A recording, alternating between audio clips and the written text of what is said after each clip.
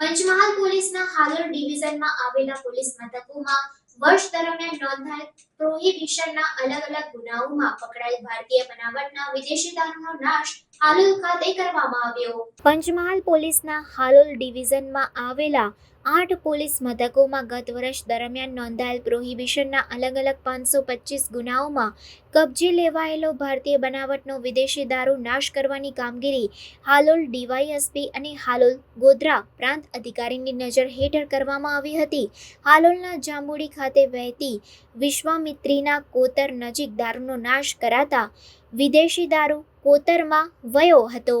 હાલોલ તાલુકાના જાંબુડી વિસ્તારમાં પાવાગઢ ડુંગરની તળેટીમાં વહેતી વિશ્વામિત્રીના કોતર નજીકના ખુલ્લા વિસ્તારમાં 2.90 કરોડ રૂપિયાથી વધુ કિંમતના ભારતીય બનાવટના વિદેશી દારૂનો નાશ કરવામાં આવ્યો હતો।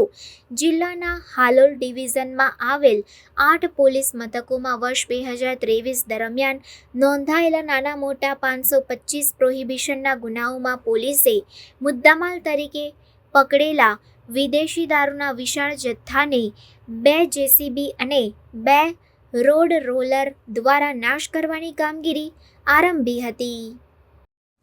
આજરોજ એસડીએમ શ્રી ગોધરા અને હાલોલ નાઓની મંજૂરી આધારે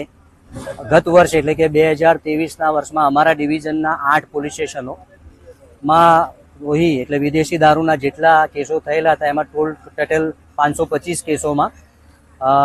જે મુદ્દામાલ જપ્ત કરવામાં આવેલ તો એનો આજ રોજ નાશ કરવામાં આવેલ છે, જેમાં કુલ ટોટલ બોટલો 2,17,532 અને એની કુલ કિંમત 2,90,25,629 રૂપિયાનો મુદ્દામાલ આજ રોજ નાશ કરવાની પ્રક્રિયા ચાલી રહી છે, જેમાં તમામ પોલીસ સ્ટેશનના થાણા ઇન્ચાર્જો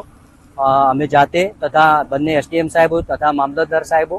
અને એમનો સ્ટાફ અહીં હાજર રહેલ છે અને રોલર દ્વારા એને નાશ કરવાની કાર્યવાહી આમાં ચાલી રહી છે।